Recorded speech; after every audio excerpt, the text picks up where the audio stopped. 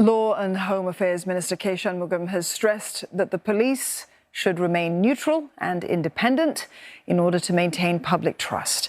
Now, he warned that failure to do so could undermine their ability to operate effectively.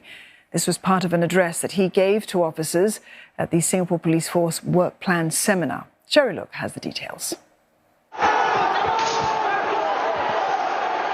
The storming of Capitol Hill in the wake of former US President Donald Trump's 2020 election defeat was regarded by many as a shocking act of violence. Congressional offices vandalized, windows broken, and over 140 police officers injured. But on Fox News, a different story was told. They were peaceful, they were orderly and meek. These were not insurrectionists, they were sightseers. The implication, according to Singapore's Law and Home Affairs Minister Shanmugam, is that the arrest of hundreds of protesters was politically motivated. Really, what this does is puts the police in the middle of political debates.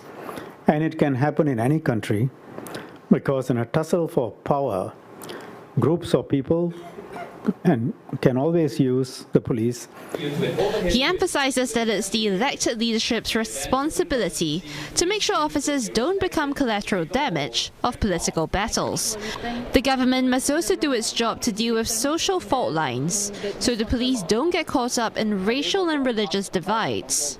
If there are serious socio-political divides, the police will then be seen as taking sides, attacking particular ethnicities or particular demographics. He pointed to the 2019 Hong Kong protests, when the country's cops were seen as being partial and oppressive. A lot of unfair criticism about how the police handled the situation, and public perception changed. So our officers know when there are false or unfair allegations, we will act quickly, decisively, to tell the truth, stand by our officers. Still, if there's wrongdoing, he says errant officers must be dealt with firmly. Mr. Shanmugam cites the case of George Floyd, who was killed in police custody in the US. Trust in police officers there took a big hit. If we don't take action when there are real allegations and concerns, then police will quickly lose trust with the public. Mr. Shanmugam adds that the country's laws affect the way the police engage with the public. He cites gun ownership in the US as an example, calling it a vicious cycle. He says this must be avoided in Singapore. A heavily fortified vehicle to shield officers from gunfire and a system that neutralizes drones. These are among the new items of technology unveiled at the Singapore Police Force Workplan seminar today.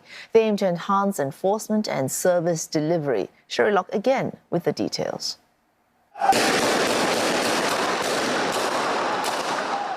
The so-called mall is under attack. Men armed with rifles have barricaded themselves inside and are raining fire down. But help is on the way. Even under a hail of bullets, this tactical strike vehicle will shield the police from danger. Heavily fortified with a protective mesh and armored body, it is able to swiftly punch through the heart of the public order or public security incident to neutralize the threat. It's got a public announcement system, floodlights, and sense-making cameras. The police will also expand its number of eyes on the ground with these patrol robots. They've been deployed at Changi Airport since April and will be introduced to other places. But the police is looking beyond land security. Setting its sights even higher, this system can detect rogue drones and stop them in their flight. Developments in drone technology has led to new threats to Singapore's safety and security. It is necessary for the police to deploy counter-drone systems as an added security measure to safeguard Singapore against such unconventional threats.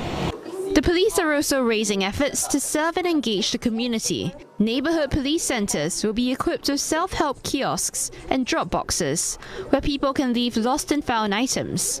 All their services will be digitalised by 2024. And if you have questions along the way, This robot will be launched in August and can be found at roadshows, community engagement events, and on patrol in neighborhoods. It can play videos, quizzes, and even has an inbuilt ChatGPT function to answer any questions about the Singapore Police Force. For instance, hello Cody, how do I make a police report? You can make a police report by visiting any police station. In addition, technology will be used to teach the public about scams.